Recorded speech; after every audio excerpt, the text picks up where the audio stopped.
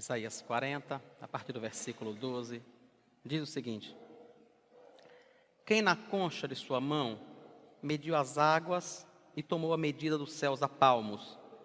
Quem recolheu na terça parte de um éfa o pó da terra e pesou os montes em romana e os outeiros em balança de precisão? Quem guiou o Espírito do Senhor?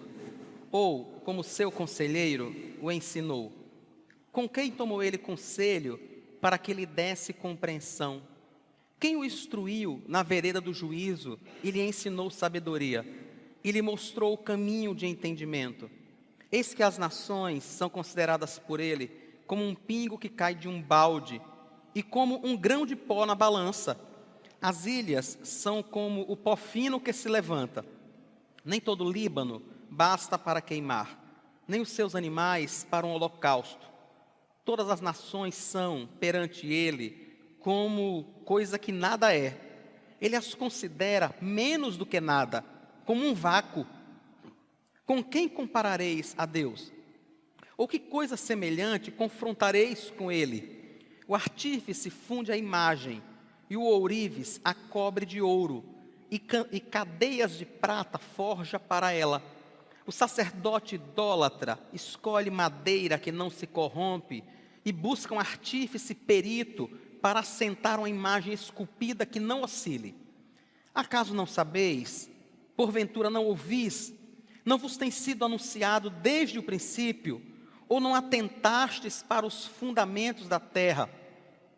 Ele é o que está assentado sobre a redondeza da terra, cujos moradores são como gafanhotos. É ele quem estende os céus como cortina e os desenrola como tenda para neles habitar. É ele que reduz a nada os príncipes e torna em nulidade os juízes da terra. Mal foram plantados e semeados, mal se arraigou na terra o seu tronco, já se secam, quando um sopro passa por eles e uma tempestade os leva como palha. A quem, pois, me comparareis, para que eu lhe seja igual? Diz o Santo. Levantai ao alto os olhos e vede. Quem criou estas coisas? Aquele que faz sair o seu exército de estrelas, todas bem contadas, as quais ele chama pelo nome. Por ser ele grande em força e forte em poder, nenhuma só vem a faltar. Por que, pois, dizeis, ó Jacó, e falas, ó Israel, o meu caminho está encoberto ao Senhor, e o meu direito passa desapercebido ao meu Deus? Não sabes, não ouvistes, que o eterno Deus, o Senhor, o Criador dos fins da terra, nem se cansa, nem se fatiga, não se pode esquadrinhar o seu entendimento, faz forte ao cansado e multiplica as forças ao que não tem nenhum vigor. Os jovens se cansam e se fatigam, e os moços de exaustos caem. Mas os que esperam no Senhor renovam as suas forças, sobem com asas como águias, correm e não se cansam, caminham e não se fatigam. Amém. Semana passada, irmãos, eu falei sobre um episódio registrado por Daniel, no capítulo 3, quando ele fala sobre Sadraque, Mesaque e Abednego, 3 servos do Senhor, que são desafiados por Nabucodonosor a adorarem uma estátua que ele havia levantado, ou a morrerem. A proposta de Nabucodonosor era simples: vocês podem adorar a essa estátua de ouro que eu ergui, e que possivelmente representava o próprio Nabucodonosor, ou vocês vão ser mortos na fornalha. E aqueles jovens respondem ao rei de uma forma muito didática para nós hoje, né? Eles olham para o rei e dizem: rei, com relação a essas coisas nós não precisamos te responder. O Deus a quem nós servimos, ele pode nos livrar da fornalha de fogo ardente e das tuas mãos. Mesmo assim, se ele não fizer isso, nós não vamos servir aos teus deuses e nem vamos adorar a estátua de ouro que o Senhor levantou. O restante da história, os irmãos conhecem, foi o sermão da semana passada. Nessa semana, eu queria continuar falando um pouco sobre quem é esse Deus. Naquele momento, nós falamos sobre a fé daqueles homens que entendiam que há um Deus nos céus, que esse Deus é todo-poderoso, que esse Deus é o único que merece adoração. Foi isso que eles estavam dizendo a Nabucodonosor naquele momento. Nabucodonosor tinha muitos deuses, certamente mais deuses do que dias do ano, deuses que certamente nem ele conhecia, de tantos que existiam. Mas aqueles jovens disseram a ele: olha, há apenas um Deus, somente esse Deus deve ser adorado. E nós estamos dispostos, inclusive, a morrer, se for esta a vontade dele. Isso me lembra muito Paulo dizendo posteriormente que quer vivamos, quer morramos, somos do Senhor. Era mais ou menos isso que eles estavam dizendo. Não tem problema, se nós permanecermos vivos, nós somos do Senhor. Se nós morrermos, nós somos do Senhor. E eu queria aproveitar hoje o texto de Isaías para falar para os irmãos um pouco mais sobre aquilo que é revelado na Escritura sobre esse Deus, sobre o Deus a quem nós servimos, sobre o Deus que tem operado sinais e maravilhas no decorrer de toda a história. É interessante, irmãos, que quando nós falamos assim sobre o Deus que tem criado o mundo e que tem feito sinais e maravilhas, algumas vezes dá a impressão de que existe um outro Deus, né? Algumas vezes dá a impressão de que talvez exista outro. Em primeiro lugar, não há outro Deus. Há apenas um Deus, há apenas um Senhor, Criador de todas as coisas. Embora o coração do homem seja realmente uma fábrica de ídolos, como já disse um homem de Deus, embora no decorrer da história muitos deuses tenham sido criados, muitos santos tenham sido criados, muitos poderes tenham sido inventados pelos homens, nós sabemos que na realidade não há outro Deus. Não existe nenhum outro concorrente sequer. Ainda que nós não duvidemos da existência do diabo, de Satanás, que a própria Bíblia fala, ainda que não duvidemos de sua existência, é preciso lembrar que em nenhum momento, ele está fazendo oposição a Deus de igual para igual. Isso não existe. Não são duas forças competindo. O diabo não está numa queda de braços com o Senhor pela alma da humanidade, para ver quem vai levar mais, para ver quem vai ganhar mais adeptos. Isso não existe de forma alguma. Satanás é apenas uma criatura. É verdade, é uma criatura de uma classe diferente de nós, mas é uma criatura criado por esse Deus. O Senhor criou um anjo de luz e depois, por causa do pecado, ele se corrompe e ele se distancia de Deus, mas ele continua sendo uma criatura. Apesar de ser um ser espiritual, apesar de ser um ser que, por não ter um corpo, ele habita esse planeta há milhares e milhares e milhares de anos, ele está aqui muito antes da gente, apesar de tudo isso, ele ainda é um ser criado. Há apenas um Deus nos céus, há apenas um Senhor sobre todas as coisas. E esse texto de Isaías é o Senhor falando através do seu profeta. Ele relata um pouco para a gente sobre quem Ele é. E é sobre isso que eu quero conversar com os irmãos nessa noite. Ele começa em Isaías capítulo 40, no versículo 12, dizendo: quem na concha de sua mão mediu as águas e tomou a medida dos céus a palmos, quem recolheu na terça parte de um éfa o pó da terra e pesou os montes em romana e os outeiros em balança de precisão. Para começar, é o Senhor falando através de Isaías. Ele está dizendo para nós a imensidão do seu poder, da sua majestade e da sua glória. Ele está dizendo: olha, esse céu que vocês conseguem ver acima de vocês e que parece infinito, não parece? Quando você olha, por exemplo, agora à noite, assim que nós sairmos aqui da igreja, quando nós chegarmos num lugar que seja descoberto, se você levantar os olhos para o alto, você vai estar olhando para o universo, não é isso? Você vai estar olhando para o universo. Se você bem lembrar, você vai perceber que o nosso planeta é apenas o terceiro planeta no nosso sistema solar e que ele está vagando no meio do nada. pendurado no meio do nada. No momento em que você, como eu, que está caminhando sobre esse planeta, eleva os olhos e olha para o infinito, e olha para o espaço, o que nós conseguimos ver são centenas e centenas de milhões de estrelas, de galáxias, de corpos celestes, de quasares, pulsares, buracos negros, e tantos e infindos corpos celestes que nós nem sequer conhecemos. Quando nós olhamos para isso tudo, a primeira coisa que a gente pensa é: será que isso tem fim? Não é? Inclusive, a física e, por sinal, inclusive a filosofia, tentam responder a essa questão. O universo é infinito? E se ele for finito, o que vem depois dele? O que é que vai ter depois?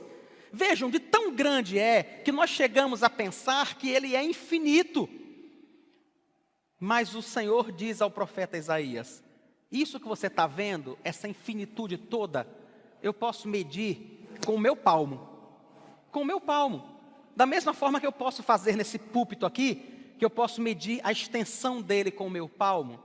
O Senhor, Criador de todas as coisas, pode medir essa infinitude do universo aos palmos. Dá para imaginar o poder dele? Dá para imaginar o seu tamanho e a sua majestade? E ele continua a dizer a Isaías que ele tem o poder de pesar todos os montes da terra numa balança de precisão. Ou seja, ele consegue dizer exatamente qual é a sua altura, qual é o seu peso, qual é a sua exata composição. Não sei quantos de vocês já tiveram a oportunidade de ver uma balança de precisão. Enquanto estava na faculdade, eu trabalhei num laboratório de biotecnologia e a gente precisava usar uma balança de precisão para poder medir vitamina C e alguns outros produtos químicos que nós iríamos usar. Rapaz, é impressionante como ele consegue medir 2 grãozinhos que pesam ali em cima, que caem em cima da balança. É um negócio simplesmente impressionante. É verdade que o autor aqui, Isaías, não tinha noção de que haveria hoje balanças capazes de medir isso.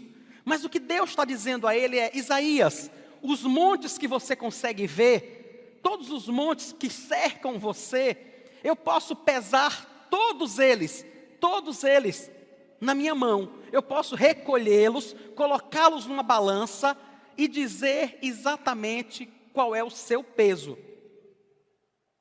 Ele estava tentando demonstrar o quão grande ele é e o quão poderoso ele é.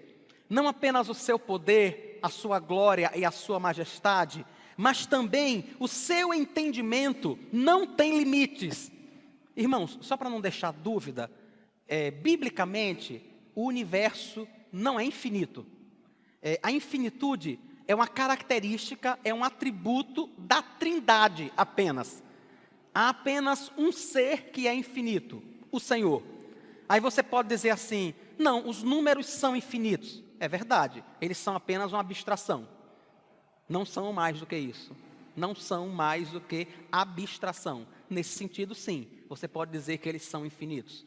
Mas não existe nada de verdade que seja infinito, a não ser o próprio Deus. Isso é uma característica inerente apenas à Trindade, apenas ao Pai, ao Filho e ao Espírito Santo. É verdade que do nosso tamanho, do nosso ponto de vista, o universo é infinito, é óbvio. É claro, a estrela mais perto da Terra, Alfa de Centauro, precisaria de 400 anos viajando à velocidade da luz para que a gente chegasse lá. É claro que para a gente parece infinito, mas não para o Senhor, para o Criador de todas as coisas. Não apenas o seu poder, o seu entendimento não conhece nenhum tipo de limitação. O versículo 13 ele diz: quem guiou o Espírito do Senhor, ou como seu conselheiro o ensinou? Com quem ele tomou conselho para que lhe desse compreensão? Quem o instruiu na vereda do juízo e lhe ensinou sabedoria e lhe mostrou o caminho do entendimento? O entendimento do Senhor, irmãos, não tem limites. Ele consegue saber tudo, de tudo o que é possível saber. de forma exaustiva e completa, de uma forma que eu e você nunca teremos condições de compreender, de forma nenhuma. Ele conhece as coisas como elas foram criadas, Ele conhece a sua composição mais íntima, e Ele conhece o motivo por que elas foram criadas, porque foi Ele quem as criou, foi o próprio Deus. E Deus não criou apenas a coisa, Deus não criou apenas a matéria, Deus não criou apenas a forma, Ele criou o sentido e a razão dessa coisa, a razão da forma. Ele não criou apenas você, Ele o criou para o louvor de sua glória, Ele o criou para o seu engrandecimento. Fazer qualquer outra coisa com isso é um desvio de função. Você não foi criado para isso. Quem determina para o que eu e você fomos criados, e qualquer outra coisa, é o Criador, aquele que não tem nenhum tipo de limitação no seu entendimento. O Senhor Deus conhece, irmãos, aquilo que acontece e todas as variações possíveis, se fosse de outra forma. Isso não acontece com a gente às vezes? A gente faz uma coisa, comete um erro, dá um vacilo, perde alguma coisa, se machuca, e a gente diz assim: se eu não tivesse ido por esse caminho, se eu não tivesse feito isso, o que teria acontecido? Ou se no passado eu tivesse feito de alguma outra forma? Ou se no presente eu descubro alguma coisa que podia ter mudado a minha vida, sei lá, nos últimos anos? A gente não pensa assim às vezes? Eu não tenho como avaliar como é que seria. Não tenho. Se eu tivesse nascido, por exemplo, em algum país africano, ou se eu tivesse nascido em algum país europeu, ou se eu tivesse nascido na América do Norte, eu não consigo ter ideia do que isso representaria. Mas Deus tem. Ele conhece exatamente em detalhes a minha vida aqui nesse momento, e como ela seria se qualquer outra escolha tivesse sido tomada. Não há limite para o seu entendimento. O Senhor Jesus chega para 2 cidades e diz assim: ai de ti, Betsaida, ai de ti, Corazim. Se em Sodoma e Gomorra se tivessem realizados os milagres que foram realizados aqui, eles teriam se convertido. Pensem, irmãos, ele sabia exatamente o que iria acontecer em Sodoma e Gomorra se ele tivesse operado sinais e maravilhas ali. O entendimento de Deus não tem nenhum tipo de limitação. Por isso, através do profeta Isaías, ele questiona ao homem e ao seu coração soberbo a seguinte coisa: quem guiou o Espírito do Senhor? É essa pergunta que ele está fazendo, sabe? Quando o homem resolve questionar a sua própria vida, quando começa a questionar aquilo que aconteceu, as dificuldades que enfrenta, as lutas que passou, ou quando em algum momento, por uma tristeza, por uma tragédia que lhe acometeu, ele simplesmente diz: será que Deus sabia o que estava fazendo? Será que Deus tinha noção?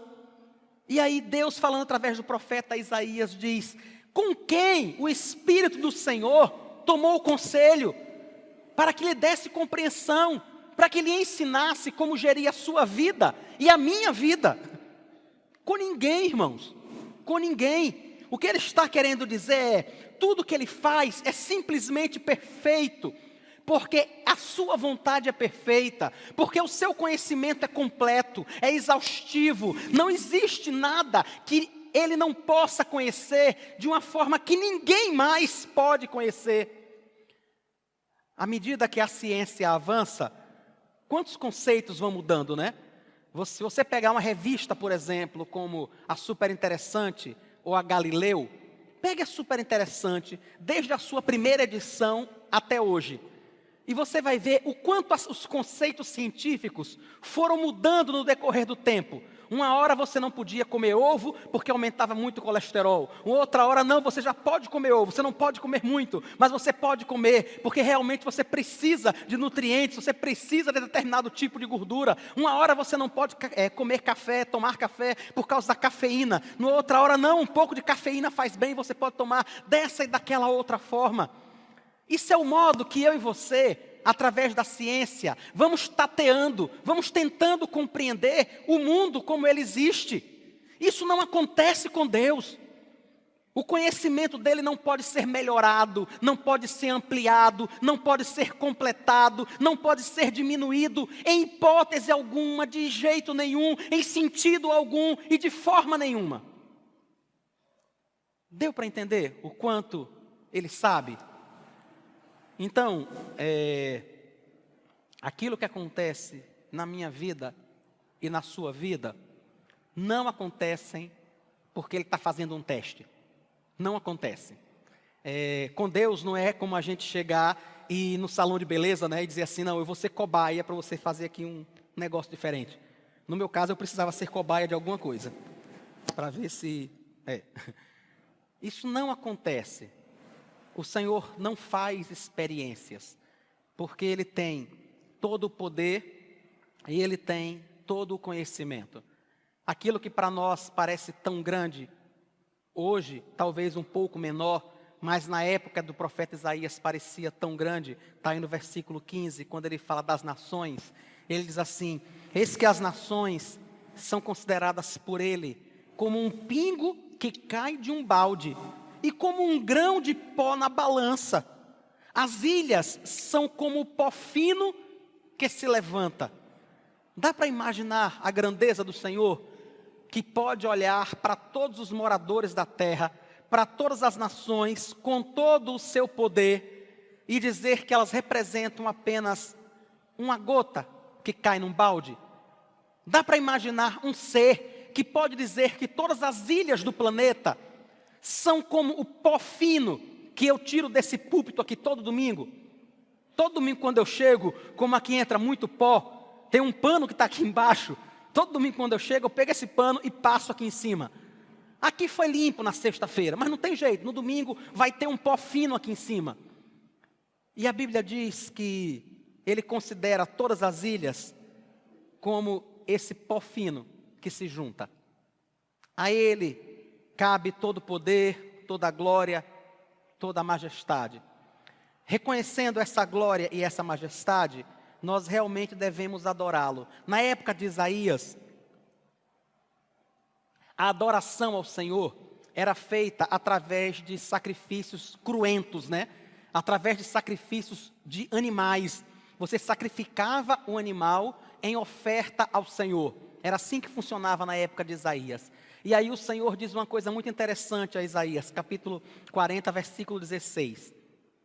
Nem todo o Líbano basta para queimar, nem os seus animais para o holocausto.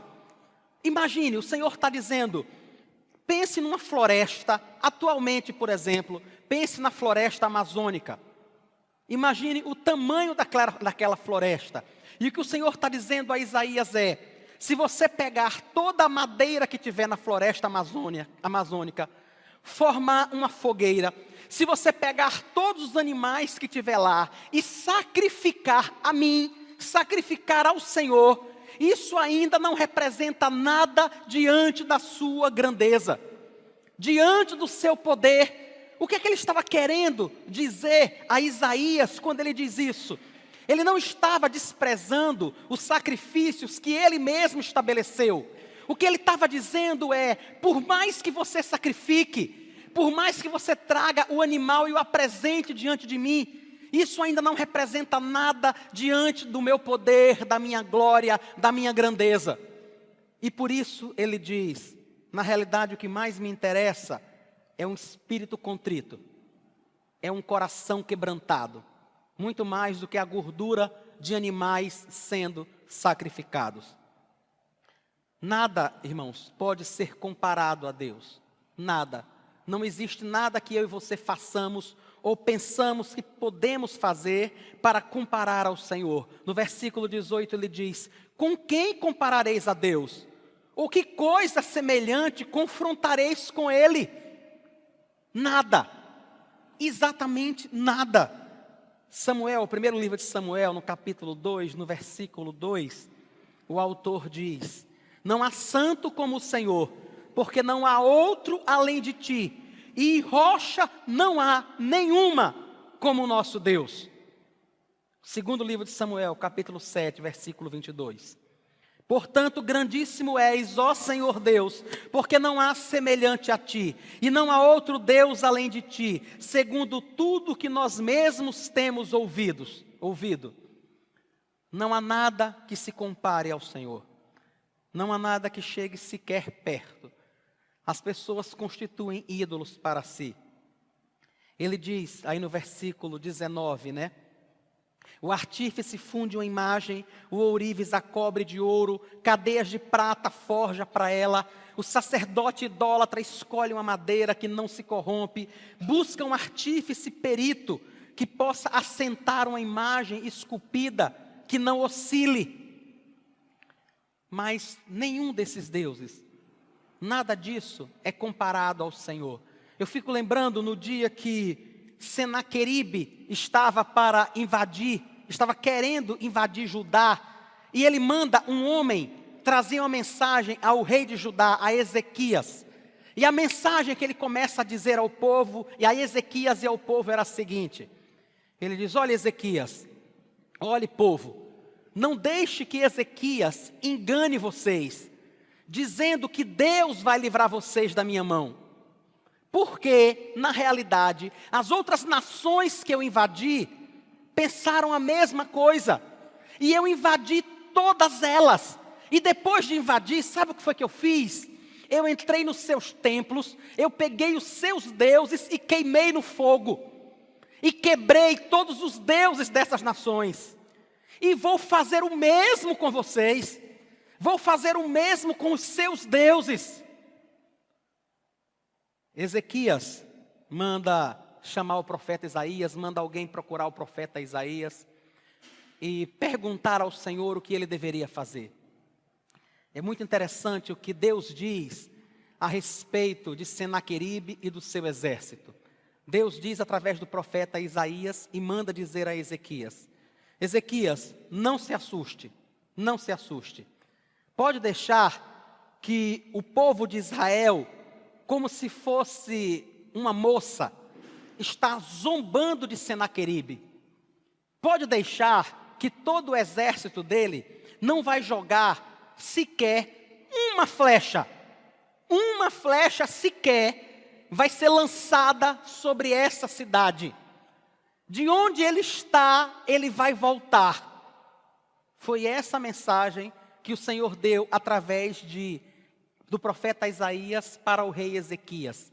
Senaqueribe, irmãos, tinha a impressão de que o Senhor era como as invenções das nações. Aquelas nações não adoravam ao único e verdadeiro Deus. Eles tinham feito isso, eles tinham criado seus próprios deuses, eles tinham feito estátuas e se curvavam diante delas, e chamavam elas de Santa Bárbara, de São Jorge. Pegavam pedaços dessas estátuas e colocavam pendurados no seu pescoço, e constroem altares dentro de suas casas. Por isso o rei Senaqueribe poderia entrar na cidade, tomar esses deuses e quebrar. Mas ele nunca poderia fazer isso em Jerusalém, porque o Senhor de Jerusalém não era feito de madeira, de bronze, de prata ou de ouro. O que o texto bíblico diz para a gente é que naquela noite que o exército estava se preparando para invadir Jerusalém, um anjo do Senhor foi enviado por Deus, entrou no meio do acampamento dos assírios, e naquela noite matou 185 mil homens. 185 mil homens. Senaqueribe fugiu correndo e foi morto pelos seus próprios oficiais na sua cidade. É essa a diferença entre Deus, um Deus de verdade, e as maquinações da mente humana, e as invenções da mente humana. Ele é Senhor sobre tudo. Ele é Senhor sobre todos. O profeta Isaías continua dizendo no versículo 21. Acaso não sabeis? Porventura vocês não ouviram? Não vos tem sido anunciado desde o princípio? Ou não atentastes para os fundamentos da terra? Ele é o que está assentado sobre a redondeza da terra. Os moradores são considerados por ele como gafanhotos. É ele que estende os céus como cortina e os desenrola para nele habitar. É ele quem reduz a nada os príncipes e torna em nulidade os juízes da terra. Irmãos, dá para perceber o poder e a grandeza do Senhor? Se os céus parecem grandes para mim e para você, ele diz através do profeta Isaías que isso para ele é como se fosse uma cortina. Toda vez que eu vou dormir, eu uso 2 lençóis para me cobrir. Eu chego na beira da cama e faço um ritual. Eu pego o lençol e sacudo assim, para ele abrir na cama, né? Aí depois pego o outro que está nos meus pés e faço a mesma coisa, e sacudo para cobrir por cima daquele. É isso que Deus diz que ele faz com os céus. É óbvio que ele está fazendo uma metáfora. É claro que isso é uma metáfora. Mas o que ele está dizendo é, toda essa grandeza do céu, para mim, é como se eu estivesse pegando um pano, um lençol qualquer, e simplesmente sacudindo ele assim, para arrumar ele da forma que eu quiser. Ele diz sobre os reinos da terra, no versículo 23, que é ele quem reduz a nada os poderes da terra. Existem homens tão poderosos, irmãos, deste mundo, e que se julgam dessa forma. Não tenha dúvida, alguns com mais juízo do que outros, né? Mas quantas pessoas se sentem tão poderosas? E o que eu queria dizer a você hoje é que Deus é muito mais poderoso do que todo o Estado Islâmico. Deus é muito mais poderoso do que qualquer potência nuclear do nosso planeta. A Coreia do Norte é dirigida por um psicótico desequilibrado e com mau gosto para penteados, e que muitas vezes fica aterrorizando o mundo. Mas ele não é nada diante do Senhor. Diante de Deus, ele simplesmente não é nada. Um dos reis mais poderosos que já existiram, certamente no maior reino que já existiu, o reino babilônico, foi governado por um homem chamado Nabucodonosor, a quem o próprio Deus permitiu que invadisse Jerusalém. Diz a Bíblia, nos conta Daniel no capítulo 4, que um dia Nabucodonosor teve um sonho. E nesse sonho, irmãos, ele viu uma árvore muito grande. Ele viu uma árvore gigante. A árvore era tão grande que o seu topo tocava nos céus. E ele conta que nessa árvore, todos os animais da terra se alojavam sob ela. As aves encontravam lugar nos seus galhos para fazer os seus ninhos. As feras do campo habitavam embaixo desta árvore que era imensa. E ele conta que estava olhando para essa árvore quando foi dita uma ordem a um anjo, a um senhor. E esse anjo vem e corta a árvore. Mas a ordem é: corte, mas deixe a raiz. E aquela árvore tomba e a sua raiz fica ali no solo. Nabucodonosor acorda agoniado, acorda desesperado para saber o que é que estava acontecendo, e manda chamar todo mundo, e principalmente a Daniel, a quem ele já conhecia, e diz: Daniel, eu sei que em você há o Espírito dos deuses santos, e eu preciso que você me diga o que representa isso. O que quer dizer essa árvore toda? O que ela significa? E Daniel olha para ele e começa a dizer: Nabucodonosor, essa árvore é você. Essa árvore é você. Você tem o poder de ser esse homem que domina sobre todos os reinos da terra, que domina sobre todos os povos. Mas, ao fazer isso, você esqueceu quem lhe deu o reino. O seu coração se ensoberbeceu, o seu coração se orgulhou e esqueceu que você não é Deus. E Daniel aconselha a ele e diz: Nabucodonosor, por favor, preste atenção no que você está fazendo. Se humilhe diante de Deus, reconheça que Ele é Senhor, Reconheça que é Ele quem estabelece reis, soberanos e imperadores como você. É Deus quem estabelece, e se humilhe diante dele. Naquele momento, Nabucodonosor entendeu o que estava sendo dito, mas deixou passar. A Bíblia não diz, irmãos, quanto tempo depois aconteceu. Mas a narrativa bíblica é muito interessante. Daniel, capítulo 4, versículo 29.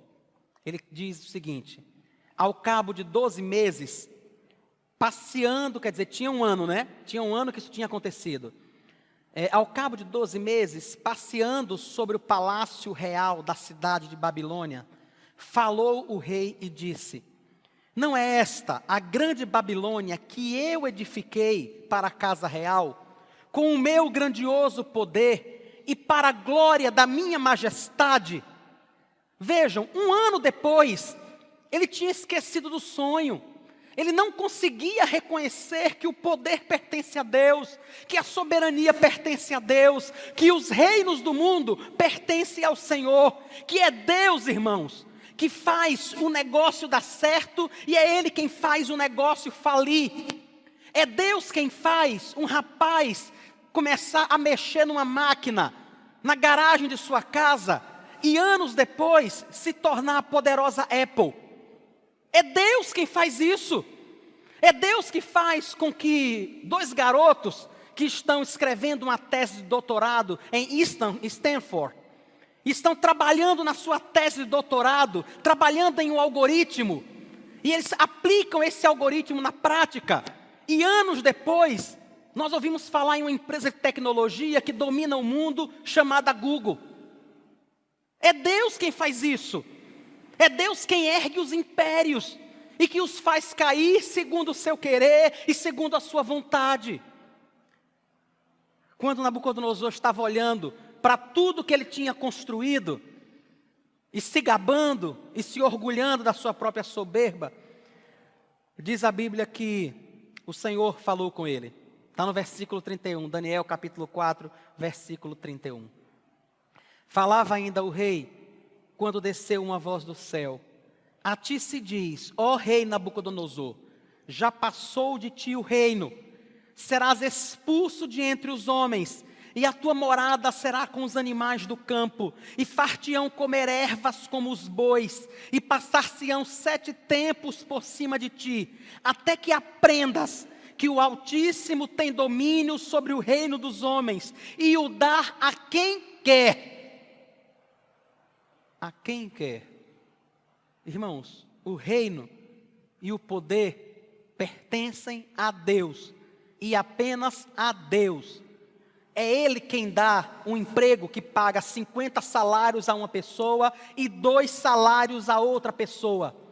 E aí você pode dizer, é porque Ele é injusto?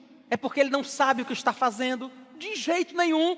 Nós começamos mostrando em Isaías que o seu entendimento não tem limites, que a sua compreensão não pode ser alcançada. Ele sabe exatamente o que está acontecendo, Ele sabe exatamente o que está fazendo.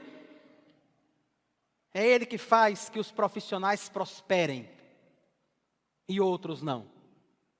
É o Senhor quem faz isso. Tudo isso pertence a Ele. Diz o texto que Nabucodonosor enlouqueceu, saiu do seu palácio e durante 7 tempos, não sei, talvez 7 anos, mas durante 7 tempos ele comeu grama.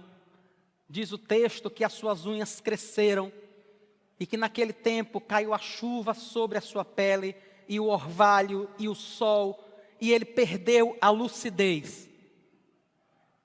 Mas o Senhor, que é dono também da lucidez, sabiam disso?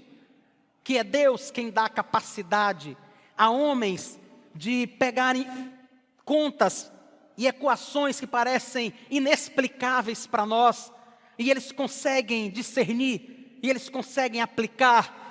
Sabiam que é Deus que capacita homens a se dedicarem a estudar e a produzir ciência e a produzir conhecimento? É Ele o dono, irmãos, da lucidez. E o Senhor, que é dono do reino e da lucidez, faz com que a consciência volte a Nabucodonosor. Diz o texto assim, no versículo 34, Daniel capítulo 4, versículo 34. Mas ao fim daqueles dias, eu, Nabucodonosor, levantei os olhos aos céus, tornou-me a vir o entendimento, e eu bendisse o Altíssimo e louvei e glorifiquei ao que vive para sempre, cujo domínio é sempre eterno e cujo reino é de geração em geração.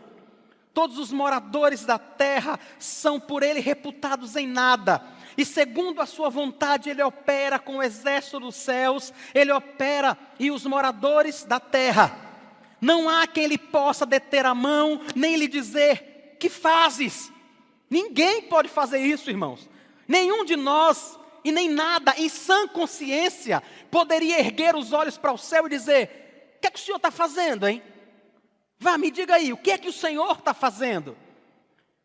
Nabucodonosor, depois de passar por essa experiência, ele conta o como Deus mostrou a ele que o reino pertence ao Senhor. E ele diz no versículo 36, tão logo me tornou a vir o entendimento, também para a dignidade do meu reino, tornou-me a vir a minha majestade e o meu esplendor. Buscaram-me os meus conselheiros, os meus grandes, fui restabelecido no meu reino, e a mim se me ajuntou extraordinária grandeza. Agora, pois eu, Nabucodonosor, louvo, exalço e glorifico ao Rei dos céus, porque todas as suas obras são verdadeiras, os seus caminhos são justos, e pode humilhar aos que andam nas soberbas. Glória a Deus. É a esse Senhor que nós servimos. Nós não servimos, irmãos, a um Deus que precisa de mim ou de você. Nós não servimos a alguém que precisa do nosso favor, que precisa da nossa ajuda, que precisa do nosso auxílio. Muito pelo contrário, nós é que precisamos dele. Ele é o Senhor da saúde, ele é o Senhor do entendimento, ele é o Senhor da sabedoria, da inteligência, da beleza, da juventude, da velhice, das oportunidades, das portas que se abrem e das portas que se fecham. Ele é Senhor de tudo, tudo está em suas mãos. Então deixe eu dizer uma coisa a você. Se nós servimos ao Senhor, que é esse Senhor sobre o qual eu tenho falado, se você realmente serve a Ele e o conhece, não apenas de ouvir falar, sabe? Eu quero dizer a você que você pode descansar, que você pode encontrar consolo para a sua vida no Senhor. O capítulo 40 de Isaías, esse que nós lemos, começa com a mensagem de Deus, dizendo assim ao povo no versículo 1, consolai, consolai o meu povo, diz vosso Deus. Consolai, consolai o meu povo. Por que, irmãos? Nós encontramos consolo na glória, na majestade, no poder e na soberania de Deus. Sabe por quê? É o que diz o versículo 28, Isaías 40, 28. Você não sabe, você não ouviu, o eterno Deus, o Senhor, o Criador dos fins da terra, Ele não se cansa, Ele não se fatiga, o seu entendimento não se pode esquadrinhar. É Ele quem faz forte ao cansado e multiplica as forças ao que não tem nenhum vigor.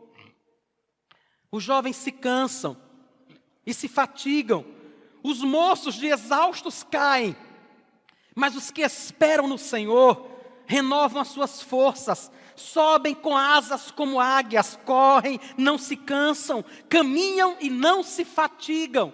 Por que isso acontece? Não é por causa da nossa força, irmãos, não é por causa da nossa sabedoria, não é por causa do nosso entendimento, mas é por causa do Senhor que domina sobre nós, e que tem usado de graça e de misericórdia e de favor sobre todos nós.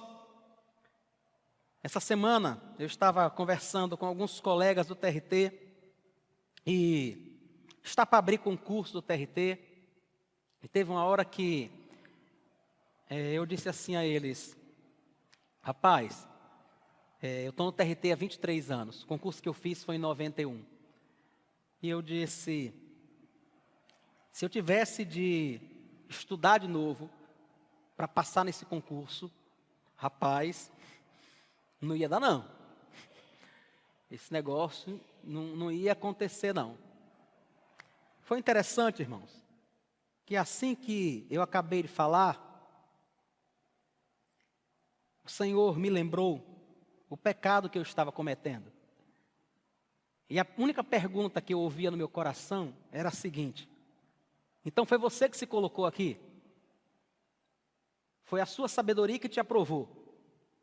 Foi apenas o seu conhecimento que te deu uma vaga no meio de 1 milhão de pessoas? Eu percebi a besteira que tinha dito e fui pedir perdão a Deus, porque eu sei que não foi porque tinha menos concorrentes ou mais concorrentes, porque era fácil ou porque era difícil, mas porque foi essa a vontade do Senhor. E não há dificuldade para Deus se isso foi em 1991 ou em 2016. É a vontade dele que prevalece. Não foi porque eu estudei, não foi mesmo. Não foi porque talvez a prova fosse mais fácil, mas é porque essa é a vontade do Senhor. E eu passei ali o resto do dia pensando na besteira que eu tinha dito, porque o reino e o poder pertencem apenas a Ele. Falando através do profeta Jeremias, o Senhor disse em Jeremias 17:5: maldito o homem que confia no homem e que faz da carne mortal o seu braço e aparta do Senhor, e aparta o seu coração do Senhor. Nós não temos como confiar em nós mesmos. Esse consolo que ele fala aqui nos versículos finais de Isaías 40, quando ele diz que os jovens se cansam, eles se fatigam, os moços de exaustos caem. E ele diz: mas os que esperam no Senhor renovam as suas forças, porque na realidade a nossa força e a nossa disposição não vem de nós mesmos, vem do Senhor. É isso que ele está dizendo. É por isso que no versículo 28 ele diz assim: você não sabe que o eterno Deus, o Criador dos confins da terra, Ele não se cansa e Ele não se fatiga? Você não sabe disso? E aí no versículo 30 ele diz, ou no versículo 31, aqueles que esperam nele, da mesma forma, não vão se cansar, não vão se fatigar, porque não esperam em si, porque não confiam no seu poder, porque não confiam no seu braço, não é na sua inteligência, não é na sua disciplina em estudar 8 horas por dia, não é nada disso. Eles confiam no Senhor, a quem pertence o reino, a quem pertence todas as vagas em cada um dos concursos, pertence somente a Ele. E Ele dá a quem Ele quer, irmãos. E Ele tira de quem Ele quer, segundo o seu poder, segundo o seu plano, segundo a sua bondade eterna. É por isso que nós não nos cansamos. É por isso que aqueles que esperam no Senhor podem esperar a vida toda. A vida toda. Eu fico lembrando de Caleb chegando para Josué 40 anos depois. Ele estava com 45 anos, quando o Senhor falou através de Moisés e disse: Caleb, eu vou lhe dar aquele pedaço de terra. 40 anos depois, Caleb estava com 85 anos, Moisés já tinha morrido, e Caleb vai lá, procura Josué e diz: Josué, você hoje é o líder levantado por Deus para liderar o seu povo. Há 40 anos atrás, o Senhor me prometeu aquele pedaço de terra. E eu quero que você hoje, como autoridade sobre a minha vida, como autoridade sobre o povo de Israel, me permita ir lá tomar aquele pedaço de terra. Ele diz: olha, eu não estou te pedindo um exército, eu não estou te pedindo homens, eu só estou te pedindo autorização. Porque hoje, 40 anos depois, a minha força ainda é a mesma. A minha disposição ainda é a mesma. de 40 anos atrás. Irmãos, Caleb estava com 85 anos. Por que é que a força dele é a mesma? Por que é que a disposição dele é a mesma? Porque o eterno Deus, o Criador dos confins da terra, nem se cansa e nem se fatiga. É só por isso que a força de Caleb é a mesma 40 anos depois.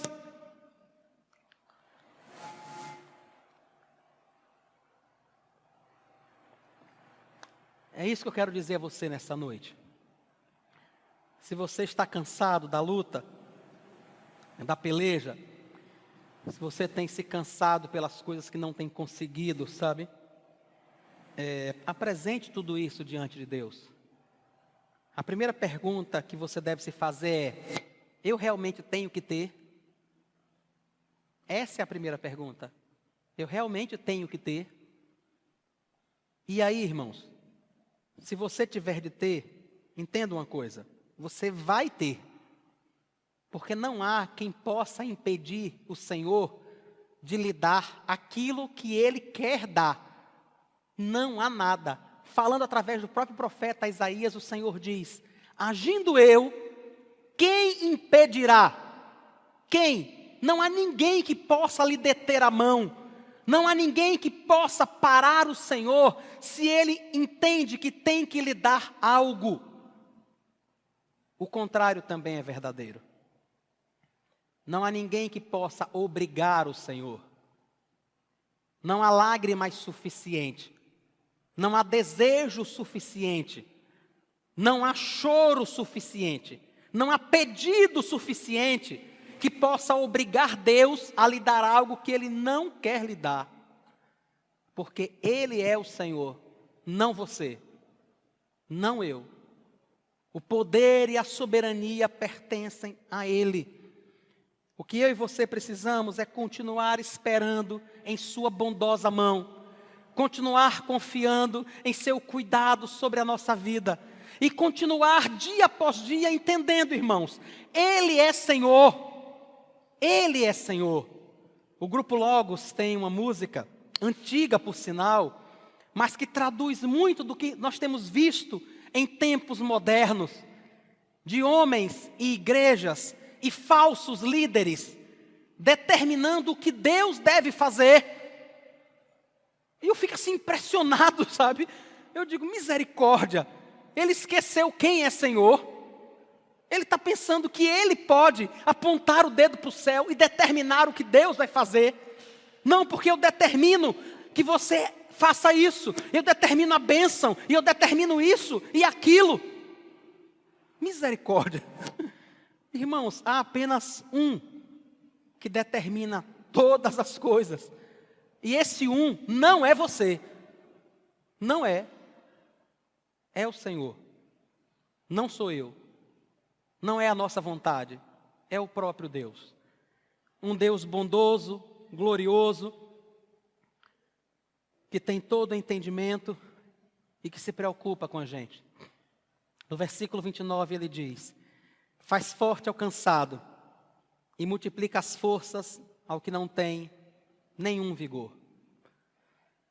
Se você esperar e confiar no Senhor e entender que Ele é Senhor de sua vida e que você não é Senhor nem da sua vida, se você entender isso, irmãos, você vai conseguir descansar, você vai conseguir repousar, você vai conseguir encontrar paz. Do contrário, você não vai conseguir. Não tem jeito, sabe? Enquanto você não entender quem é Senhor de sua vida, não adianta. Você pode tomar Rivotril, Lexotan, o raio que você quiser tomar. Não é isso que vai trazer paz ao seu coração. Não é isso. E eu não estou dizendo ninguém para parar de tomar o seu remédio. Pelo amor de Deus, eu não sou médico. Não sou, irmãos. Só quem pode mandar você parar de tomar o seu remédio é quem passou. É o médico. Ele foi treinado para isso. É só ele. Não faça isso. Não pare de tomar o seu remédio. Ninguém deve fazer isso. Mas eu lhe garanto uma coisa. A medicação só pode tratar o sintoma. Ela não pode tratar o seu coração. Ela não pode tratar a causa. Você pode tomar 10 comprimidos de fluoxetina todo dia.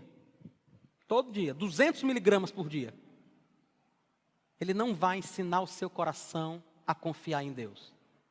O máximo que vai acontecer é que você vai continuar sem confiar em Deus, mas agora vai se sentir um pouquinho mais tranquilo. Não sei se vocês lembram, quando lançaram a fluoxetina, era chamado de o comprimido da alegria. As pessoas tomavam e realmente se sentiam melhor. Ele só não vai te ensinar a confiar em Deus, de jeito nenhum. Paz verdadeira, descanso, eu e você só vamos encontrar quando reconhecermos a soberania do Senhor sobre a nossa vida. Quando entendermos, irmãos, que se nós estamos doentes, o Senhor está cuidando de nós. O Senhor vai nos amparar. E a doença só vai ficar conosco até o momento que Deus quiser, porque ela não é mais forte do que o Senhor. Nós só vamos entender, irmãos, encontrar paz no nosso emprego, no dia que a gente deixar de ser usurento e entender que foi esse o emprego que o Senhor deu a gente. E se Ele quiser nos dar outro, Ele vai dar, se Ele quiser. Se Ele não quiser, eu e você vamos encontrar contentamento nesse emprego que o Senhor nos tem dado. É isso que nós precisamos, contentamento e paz que vem do reconhecimento de que Ele é Senhor, não as nossas necessidades. Ele é Senhor, não o nosso querer, mas somente Ele. E Ele vai nos sustentar, e Ele vai nos amparar, até o dia em que nós possamos estar com Ele. A promessa dele é que Ele estaria conosco todos os dias da nossa vida, até a consumação dos séculos. E Ele não mente, irmãos, nunca e de forma nenhuma. Nele nós realmente podemos confiar. Que o Senhor te abençoe, te sustente nas lutas diárias, que o Senhor te ajude a entender que Ele é soberano, que os reinos pertencem a Ele, que tudo pertence a Ele, toda e qualquer coisa pertence a Ele, e que Ele dispõe dessas coisas como Ele quer, para a glória do Seu nome, para o nosso bem, para o Seu louvor e para o nosso bem, porque Ele nos ama. Vamos orar e depois nós vamos cantar uma música.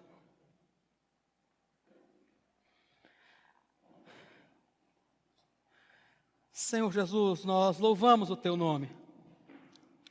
Nós Te bendizemos e Te glorificamos. Porque não há Deus como o Senhor. Não há outro além de Ti. Eu quero Te pedir perdão, Senhor, pelas vezes em que, apesar de não levantarmos a mão, no nosso coração nós questionamos o Senhor. No nosso coração nós nos rebelamos contra a Tua soberania. Nos perdoa, Deus. Nos perdoa, Pai, quando, por causa da dor, nós acabamos duvidando da Tua bondade e do Teu amor para conosco. Pai, o Senhor nos conhece. O Senhor sabe o quanto nós detestamos o sofrimento. E quantas vezes, Deus, por causa do sofrimento que nos assola, por causa da dor que nós sentimos, por causa da angústia que estamos passando, quantas vezes nós achamos que fomos abandonados pelo Senhor. Nos perdoa, Deus, por tão grande heresia. Nos perdoa, Pai, por tão grande falta de fé. Deus, no nome de Jesus, ajuda-nos a erguer os olhos para cima, como fez Nabucodonosor, e entender que há um Senhor guiando a minha vida, guiando o meu futuro, guiando a vida de cada irmão aqui presente, Senhor, para a glória do Teu nome. Deus, que o Teu Espírito Santo nesta noite nos convença desta verdade, que Tu és soberano, mas és um Deus cuidador, és um Deus que se preocupa conosco, que nos ama de forma tão grandiosa, que deu o Seu próprio Filho para morrer na cruz por nós. Nós nunca faríamos isso, Deus, por ninguém. Nós nunca daríamos o nosso filho. Mas o Senhor deu o seu próprio filho para morrer por nós. Mas mesmo assim, quantas vezes nós duvidamos do teu amor? Porque não conseguimos o emprego que queríamos. Porque não passamos no concurso que tanto desejamos, Deus. O Senhor deu o próprio filho para sofrer e morrer na cruz por nós. Mas quantas vezes nos rebelamos contra o Senhor, porque não somos curados da enfermidade, porque o Senhor não nos deu a casa que nós tanto esperamos, porque o Senhor não nos deu o filho com o qual nós tanto sonhamos. Tenha misericórdia, Deus, tenha misericórdia de nós. Ajuda-nos, Pai, a encontrar descanso no Senhor, na Tua soberania, na Tua bondade, no Teu cuidado para conosco. No decorrer desta semana, Deus, continua a nos lembrar que é o Senhor quem faz forte ao cansado e que renova as forças do que não tem nenhum vigor. Nós te oramos, Pai, agradecidos, no nome de Jesus. Amém.